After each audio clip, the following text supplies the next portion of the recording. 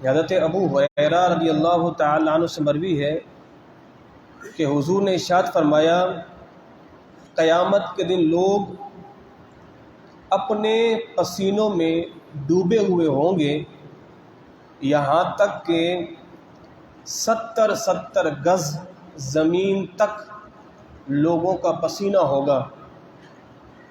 وَيُلْجِمُهُمْ، اور ان کے منہ میں لگام بھی پسینے کی ہوگی، حَتَّى يَبْلُغَ آذَانَهُمْ، یہاں تک کہ پسینہ ان کے کانوں تک آ جائے گا۔ یعنی 70 گز جو ہے پسینہ زمین تک ہوگا، زمین کے نیچے تک، یعنی 70 گز پسینہ ہوگا، اور لوگوں کے منہ میں لگامیں ہوں گی پسینوں کی، اور لوگ اپنے پسینوں میں ڈوبے ہوئے ہوں گے۔ ہم نے صبح بھی بیان کیا تھا کہ جو اہل ایمان ہوں گے وہ تو اللہ کے عرش کے سائے کے نیچے ہوں گے، مگر گنہگار مومن بھی اس عذاب کا حصہ ہوں گے۔ کب تک؟ کہ جب تک اللہ رب العزت چاہے گا۔ اللہ اکبر۔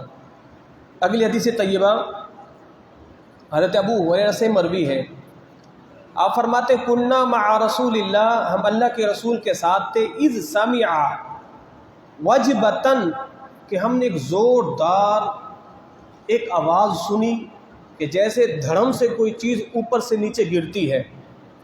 فقال هل تدرون ما هذا، تو حضور نے صحابہ سے پوچھا جانتے ہو یہ کیا ہے؟ تو صحابہ نے کیا کہا؟ قلنا اللہ ورسولہ اعلم، اللہ اس کا رسول ہی جانے، ہم تو نہیں جانتے۔ تو حضور نے کیا فرمایا؟ قال هذا حجر، حضور نے فرمایا یہ پتھر تھا، یہ جو گرنے کی آواز آئی ہے یہ پتھر تھا، رمی بہ فی النار، اور یہ آگ میں گرا ہے، منذ 70 خریفا فهو یہوی فی النار الآن حین انتہى الی فارقها فسمعتم وجبتها۔ حضور نے فرمایا 70 سال ہو گئے اس پتھر کو گرتے گرتے، آج جا کے یہ پتھر جہنم کی تہ میں گرا ہے اور اس گرنے کی آواز آئی ہے۔ الامان الحفیظ۔ تو گویا کہ حضور نے فرمایا 70 سال ہو گئے اس پتھر کو گرتے گرتے۔ اب ظاہر یہ جو معاملہ یہ تو غیب کا معاملہ ہے نا، جہنم بھی غیب، پتھر کا گرنا بھی غیب، اور اس کی آواز بھی غیب۔ تو اللہ رب العزت نے وہ غیب کے معاملے، وہ غیب کے علم اپنے حبیب کو بھی عطا فرمائے۔ اب یہ آواز تو آئی، اب سابقاً حضور آواز کیا ہے؟ فرمایا ابھی جہنم میں وہ پتھر گرا ہے۔ اللہ اکبر۔ تو جس جہنم کی گہرائی اتنی ہے کہ 70 سال کے بعد جا کے کوئی چیز جہنم کی تہ میں جا کے گرتی ہے، کوئی چیز۔ پہلی زمین سے لے کر آسمان اول تک 500 سال کی مسافت ہے، 7 آسمان ہیں تو آپ لگا لیں سب، پہلے آسمان سے زمین تک 500 سال کی مسافت کا سفر ہے۔ اور محدثین کرام فرماتے اگر آسمان اول سے کوئی چیز پھینکی جائے تو صبح ہونے سے پہلے پہلے وہ چیز زمین میں آ جائے گی، جبکہ یہ 500 سال کا فاصلہ ہے۔ اب اندازہ لگائیں 70 سال کے بعد جہنم میں پتھر گر رہا ہے تو پھر اس کی مسافت کتنی زیادہ ہوگی۔ اللہ اکبر، اللہ اکبر۔ تو آقا کریم صلی اللہ تعالی علیہ وآلہ وسلم حضور ایک دعا کیا کرتے تھے، اللہم حاسبنی حسابا یسیرا، اے پروردگار میرے حساب میں آسانی پیدا کرنا۔ اللہم حاسبنی حسابا یسیرا، اے پروردگار میرے حساب میں آسانی کرنا، میرے حساب میں آسانی کرنا۔ یہ سرکار کی دعا ہے، یہ سرکار کی دعا ہے، مگر امتی کتنا بے باک ہے، کتنا بے باک ہے۔ الامان الحفیظ، الامان الحفیظ۔ یعنی ہم نے تو بعض دفعہ یہ جو آج کل ہے نا، یہ کامیڈین ہو گئے، یہ گویے ہو گئے، یہ میراثیوں کی اولادیں ہو گئی، سوشل میڈیا کا دور ہے، اکثر جو وہ جنت کا اور جہنم کا مذاق کرتے آپ کو نظر آئیں گے، اکثر وہ فرشتوں کا مذاق کرتے نظر آئیں گے۔ وہ کہتے ہیں کہ جناب اسرائیل بھول گیا کہ آپ کی روح قبض کرنے کے لیے آیا تھا، اس کو پتہ نہیں چلا، معاذ اللہ۔ اس طرح کہ آپ بیہودہ جو ہے وہ لوگوں سے باتیں سن، جنت کا مذاق، لا حول ولا قوت الا باللہ، جہنم کا مذاق۔ اب بعض تو کہتے ہیں کہ مجھے تو جہنم سے ڈر نہیں لگتا، اور بعض تو جنت کا مذاق، مجھے تو کوئی شوق ہی نہیں ہے جنت میں جانے کا۔ لا حول ولا قوت الا باللہ۔ وہ ایک مر گیا ہے، آپ کو معلوم ہوگا، وہ ایدھی، اس کا ایک جملہ تھا، وہ کہتا تھا کہ میں جنت میں نہیں جاؤں گا، میں جہنم میں جاؤں گا۔ تو اس سے پوچھا کیوں؟ یہ آن دا ریکارڈ ہے، سوشل میڈیا پہ آپ اس کو سرچ کر سکتے ہیں۔ تو اس سے پوچھا کیوں؟ کہتا ہے کہ جہنم میں لوگوں کو پیاس لگے گی، میں ان کو پانی پلاؤں گا۔ جہنم میں لوگوں کو پیاس لگے گی، میں ان کو پانی پلاؤں گا۔ لا حول ولا قوت الا باللہ۔ اللہ کی پناہ۔ آقا کریم صلی اللہ تعالی علیہ وآلہ وسلم نے ارشاد فرمایا، قال قال رسول اللہ صلی اللہ علیہ وسلم، ما منکم من احد الا سیکلمہ ربہ لیس بینہ وبینہ ترجمان۔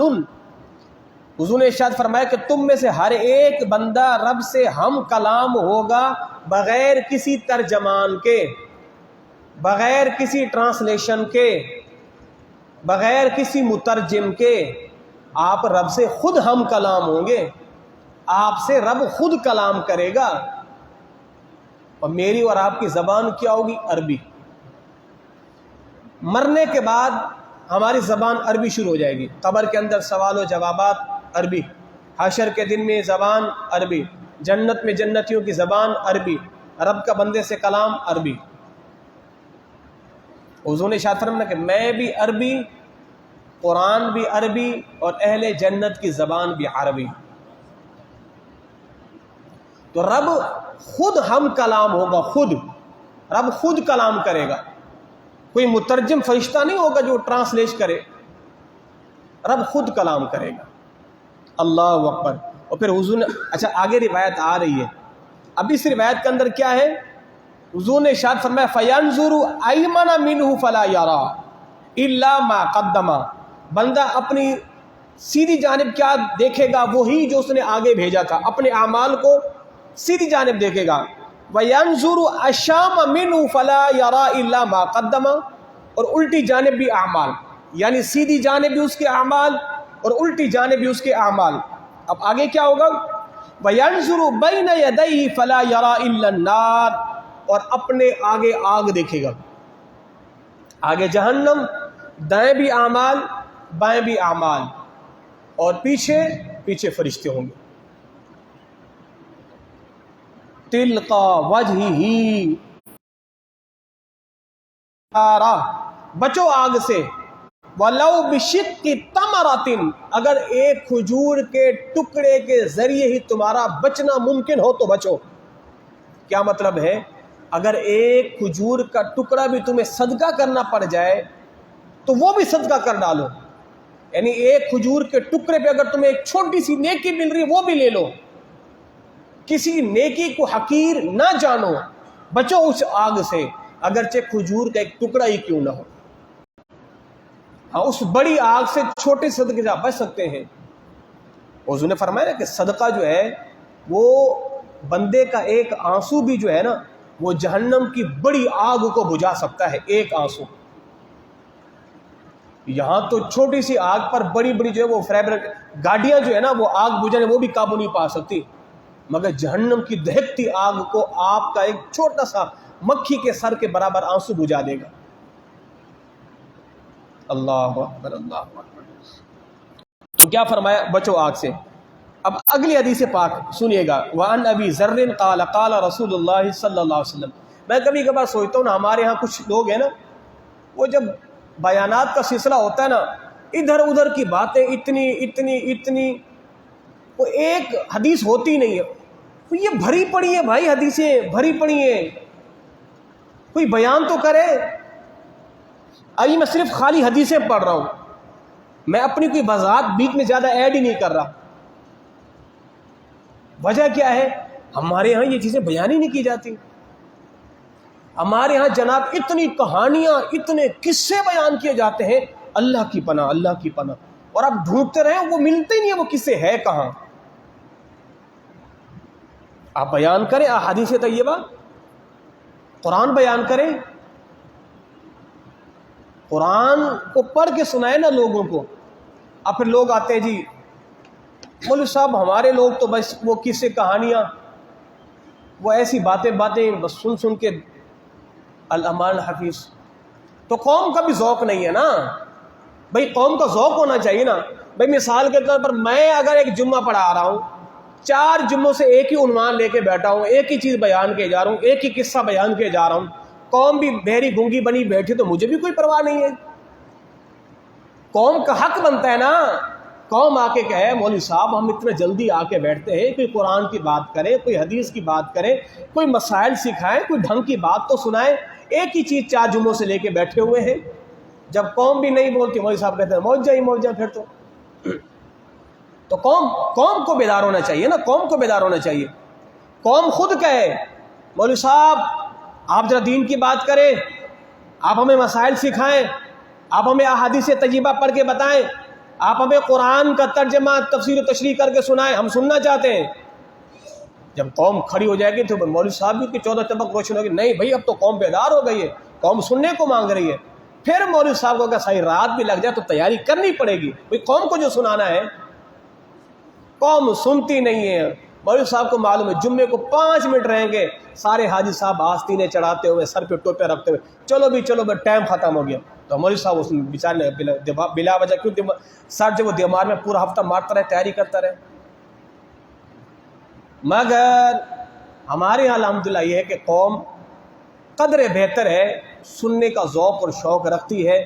وہ بھی قوم کو ہم نے بیدار کر کے اتنا تو ہو ہی گیا ہے کہ جمعے میں بھی الحمدللہ 2-3 صفحے پہلے آ کے بیٹھی ہوئی ہوتی ہیں. تو یہ بھی قوم کی مہربانی ہے بھائی. ہاں تو جب قوم بولے گی نا تو پھر اور مزہ آتا ہے. آپ 20-25 نوجوان آ جائیں، حضرت اس جمعے کو آپ ہمیں یہ حدیث پڑھ کے سنائیں، اس جمعے کو آپ ہمیں قرآن کی اس وقت کا ترجمہ بتائیں، اس جمعے ہمیں قرآن کی اس وقت کی تفسیر بتائیں. قوم مزہ تو تب ہے نا. مگر ایسا نہیں نوجوان آئیں بس لگا کے چلے، خود آئے نہیں بس پرچے بھیجتے رہے، مجھے صاحب یہ کر دیں، ذرا یہ کر دیں، پریشان کرنے کے لیے. اب سامنے بھی بیٹھنے چاہیے. ہاں بھائی ان لوگوں نے کہا تھا چلے جی ان کو سناتے ہیں. اب دیکھیں نا کتنا بڑا ذخیرہ ہے.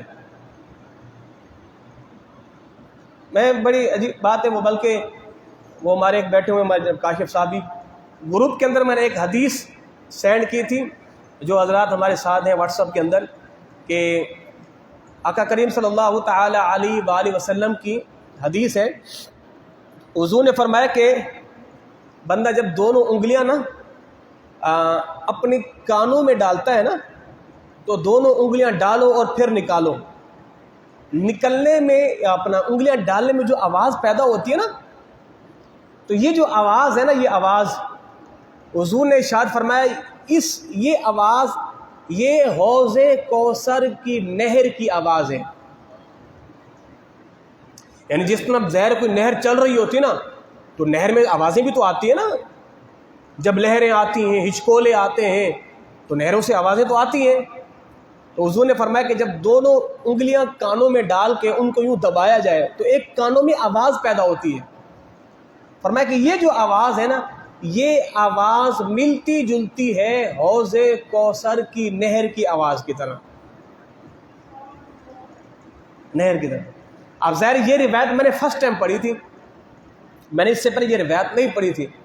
اب ہمارے چند طلباء ہیں، میں نے ان کو بھیجی گروپ کے اندر، وہ بڑے ان پر بڑا وہ کیا کہتے اچھمبا ہوا، اور اس طرح کے تاثرات کے ماشاءاللہ، یعنی ایک فرسٹ ٹائم ایک روایت کا پڑھنا ہوا. مجھے بھی بڑی خوشی ہوئی کہ الحمدللہ کہ اللہ کا فضل و کرم ہے کہ پڑھتے پڑھتے کہ نئی چیز روایت جو ہے وہ آ گئی ہے.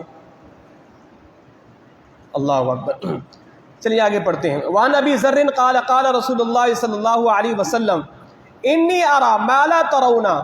حضور نے فرمایا کہ میں نے نہیں دیکھا آسمان پر ایک چپے کے برابر بھی جگہ خالی، اور بلکہ کیا فرمایا کہ آسمان سے آواز آتی ہے چر چر کی. کہ زہرے جب 20 ایک ہجوم دروازے سے گزرے نا تو دروازے کے چوکھٹوں سے ایک چر چر کی آواز آتی نا ہجوم کی وجہ سے. تو حضور نے کیا فرمایا کہ آسمانوں پر 4 انگلی کے برابر بھی ایسی جگہ کوئی نہیں بچتی کہ جہاں پر فرشتوں نے سجدہ نہ کیا ہو. ایسی کوئی جگہ بچتی نہیں ہے. اور میرے مدنی آقا نے فرمایا کہ ساجدن للہ تعالی، فرشتوں نے اتنے سجدے کیے اور اتنا ہجوم ہے آسمانوں پر کہ آسمانوں سے چر چر کی آواز آتی ہے. بھائی کسی جگہ پہ ہجوم ہو تو اوپر سے آوازیں تو آتی ہیں نا کسی چیز کے ٹوٹنے کی، پھٹنے کی. تو حضور نے فرمایا کہ فرشتوں نے اتنے سجدے کیے آسمانوں پر کہ وہاں سے چر چر کی آواز آتی ہے. اللہ اکبر. اور پھر حضور نے فرمایا کہ فرشتے سارے اللہ کو سجدہ کر رہے ہیں. پھر حضور نے فرمایا واللہ، یہ عربی زبان کے اندر قسم کھانے کا ایک جملہ ہے. واللہ، اللہ کی قسم، واللہ اللہ کی قسم، لو تعلمون، اگر تم جان لو، ما اعلم، جو میں جانتا ہوں، لضحکتم قلیلا ولبکیتم کثیرا، تو تم تھوڑا ہنسو گے زیادہ رو گے. جو میں جانتا ہوں وہ تم جان لو. اور پھر کیا فرمایا وما تذللتم بالنساء علی الفرش، اور تم اپنی عورتوں سے لذت لینا بھی چھوڑ دو، یعنی تم اپنے بستروں کو لات مار دو. اور پھر کیا وَلَخَرَجْتُمْ إِلَى الصُّعَدَاتِ، اور پھر تم جنگلوں کی طرف دوڑ جاؤ. تَجَأَرُونَ إِلَى اللَّهِ تَعَالَى، اور پھر تم اللہ کی بارگاہ میں دعا کرو، رب سے پناہ مانگو. اللہ اکبر، اللہ اکبر. اگر تمہیں پتہ چل جائے اس کا جو میں جانتا ہوں، کیا کرو گے؟ تھوڑا ہنسو گے زیادہ رو گے، اپنی عورتوں کے قریب نہیں جاؤ گے، بستروں کو چھوڑ کر جنگلوں میں دوڑ جاؤ گے اور اپنے گریبان پھاڑو گے، اپنے سر میں خاک ڈالو گے اور رو گے، چیخو گے، چلاؤ گے اور کہو گے اے پروردگار تو ہمیں معاف فرما دے، اے پروردگار تو ہمیں. اگر تمہیں پتہ چل جائے جو میں محمد جانتا ہوں. اللہ اکبر. آقا کریم صلی اللہ تعالی علیہ وآلہ وسلم، آخری حدیث طیبہ حضرت ابو برزہ رضی اللہ تعالی عنہ سے مروی ہے، حضور نے ارشاد فرمایا لا تزول قدم عبد، کوئی بندہ، اب دیکھیں پیچھے ہم نے کہا تھا کہ بندے سے اللہ خود کلام کرے گا نا، اب اس کا اگلا حصہ یہ ہے جب رب خود کلام کرے گا، لا تزول قدم عبد حتی یسأل عن عمرہ، اللہ اس وقت تک بندے کو اپنے آگے سے ہٹنے نہیں دے گا جب تک اللہ اسے 5 سوال نہ کر لے.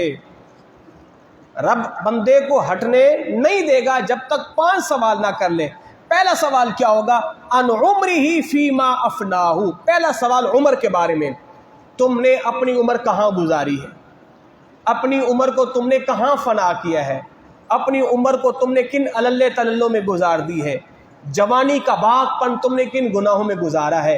اور بڑھاپے کے وہ دن کہ جس میں تم نے سجدہ ریز ہونا تھا، مسجد کی زینت بننا تھا، بڑھاپے کے دن تم نے کہاں گزارے ہیں؟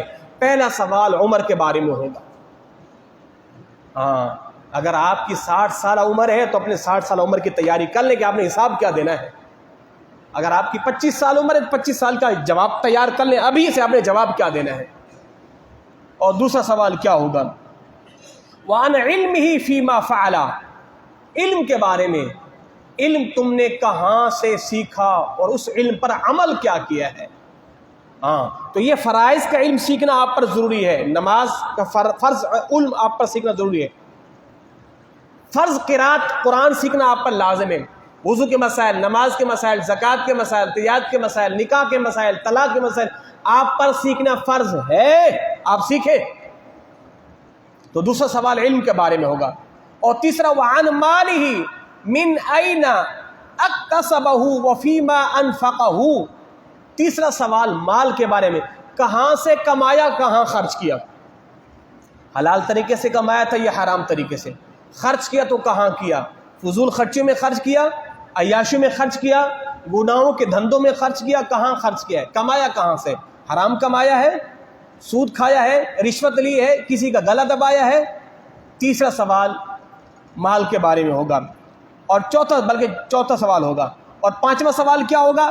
وعن جسمہ فیما ابلا، اور پانچواں سوال اس کے جسم کے بارے میں ہوگا کہ تم نے اپنے جسم کو کن چیزوں میں خرچ کیا ہے، اپنی جوانی کو جو ہے تم نے کہاں جو ہے وہ خرچ کر دیے۔ تو یہ 5 سوال مجھ سے اور آپ سے، ہر ایک فرد سے ہوں گے۔ آپ نے کیا تیاری کی ہے آپ خود جانتے ہیں، میں نے کیا تیاری کی ہے میں خوب جانتا ہوں۔ اللہ ہم سبوں کو آخرت کی تیاری کی توفیق عطا فرمائے۔